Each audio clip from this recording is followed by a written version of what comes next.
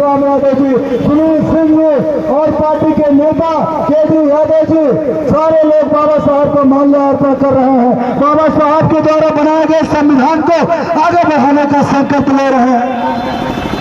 अखलाक अहमद साहब, कलाम साहब, गौहर अली साहब, एक एक लोगों का हम लोग धन्यवाद। भाई राहुल यादव जी जो बड़े पैमाने पर हम लोगों का पूरे शहर में स्वागत सत्कार के लिए अपनी तरफ से पूरी तरीके से तैयारी की है। हम लोग राहुल भाई अजीम जी का धन्यवाद देते हैं। हम चाहते हैं कि अभिषेक यादव जी बाबा साहब की मूर्ति पर माल्यार्पण कर अपनी बात रखें।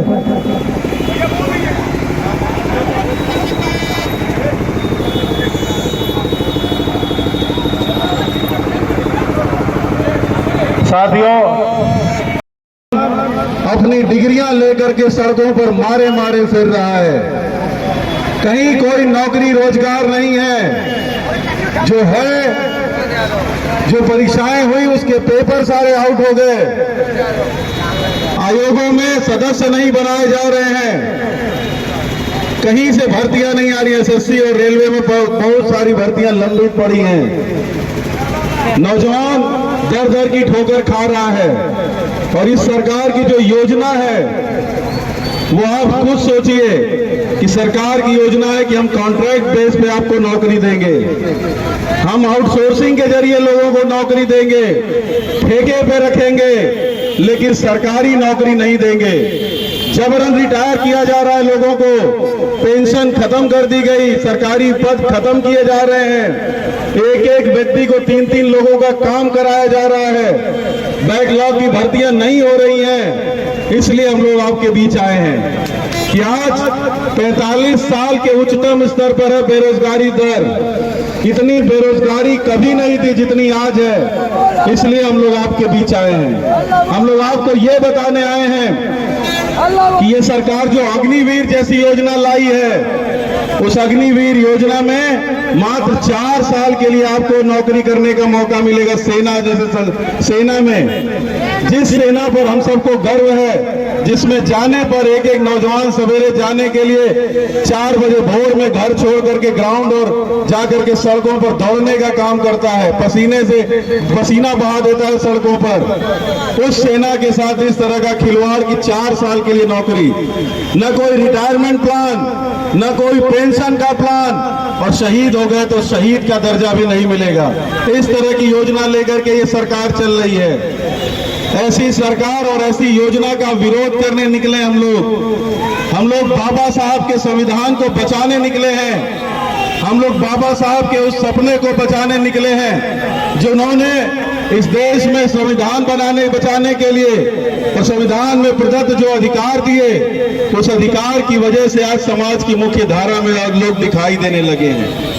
बहुत सारे अधिकार दिए, लेकिन आज भारतीय जनता पार्टी की सांप्रदायिक नीतियों के कारण, उनकी जहरीली विचारधारा के कारण आज सब कुछ संकट में है। इस देश का संविधान संकट में है। आरक्षण के साथ खिलवाड़ हो रहा है। इस देश की लोकतांत्रिक व्यवस्था पर सबसे बड़ा संकट अगर कोई बन गया है तो ये भारतीय जनता पार्टी बन गई है। इसलिए आप लोगों के बीच हम लोग आए हैं कि देश के एक एक संस्थान बेचे जा रहे हैं। हमारा रेलवे बेचा जा रहा है, एयर इंडिया बेचा जा रहा है, हमारे बंदरगाह बेचे जा रहे हैं, हमारी खनिज संपदाएं बेची जा रही है, बिजली बेची जा रही है, BSNL, MTNL, ये सब बेचे जा रहे हैं। हमारी नवरत्न कंपनियां जो सेल, गेल, भेल, ये सब के सब बेचे जा रहे हैं, इनकी बोली लगाई जा रही है। हमारे बैंक बेचे जा रहे हैं। ये आप लोगों के कारण हो रहा है, आप लोगों की चुप्पी के कारण हो रहा है। हम आपको जगाने यहाँ पर आए हैं कि इस सरकार ने सब कुछ तहस नहस कर दिया इस देश की व्यवस्था को। आप स्वयं सोचिए, स्वयं मूल्यांकन करिए कि इस सरकार ने इस देश की सभी संवैधानिक संस्थाओं पर, स्वायत्त संस्थाओं पर, स्वतंत्र संस्थाओं पर कब्जा कर लिया है, नियंत्रण स्थापित कर लिया है। चुनाव आयोग जैसी संस्थान से चुनाव के समय बेईमान बेईमानी कराते हैं, लोगों का चिन्हित करके वोट कटवाते हैं, बूथ चिन्हित करके, गांव चिन्हित करके, जाति चिन्हित करके, धर्म देख करके वोट काटने का काम ये चुनाव आयोग करता है।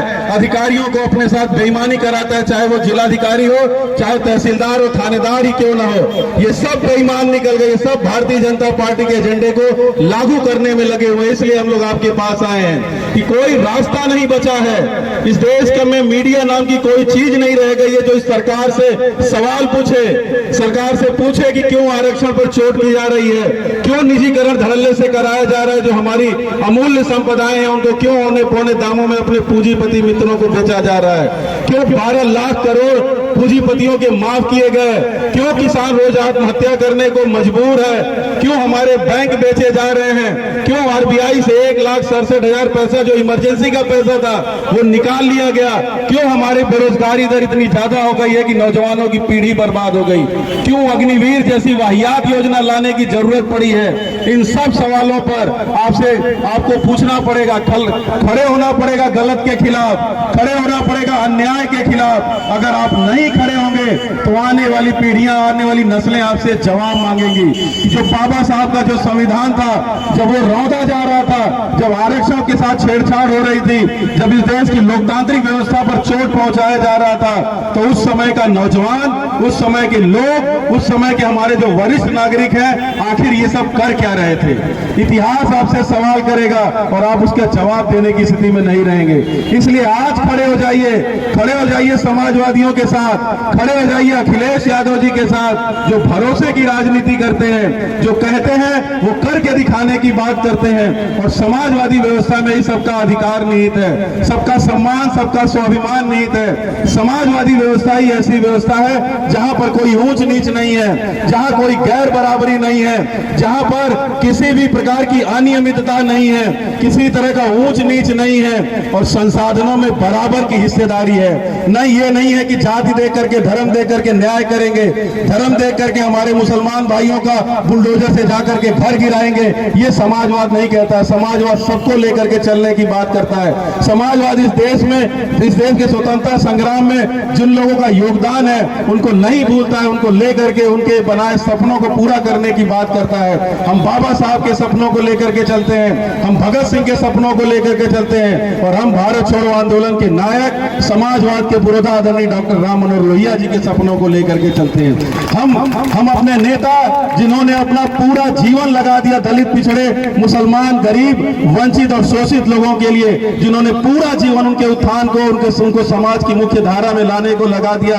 हम सबके नेताजी आदरणीय मुलायम सिंह यादव जी के सपनों का भारत बनाना चाहते हैं। हम लोग अब्दुल कलाम के सपनों का भारत बनाना चाहते हैं, और हम लोग इसके लिए समाजवादी पार्टी और अपने नेता आदरणीय अखिलेश यादव जी के कंधों को मजबूत करने के लिए निकले हुए हैं। धन्यवाद देते हुए सबसे निवेदन करेंगे कि यहाँ से मात्र 1 किलोमीटर करीब हम लोग रुकना है। कल फिर से हम लोग लहरावत विधानसभा में जाएंगे और अपना जो संदेश है, समाजवादी संदेश, जो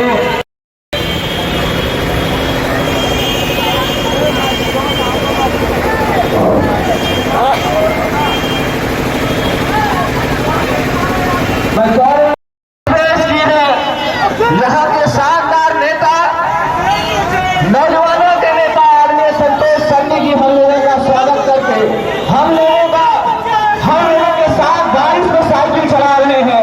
मैं उनका तहे दिल से हार्दिक स्वागत, अभिनंदन करता हूँ।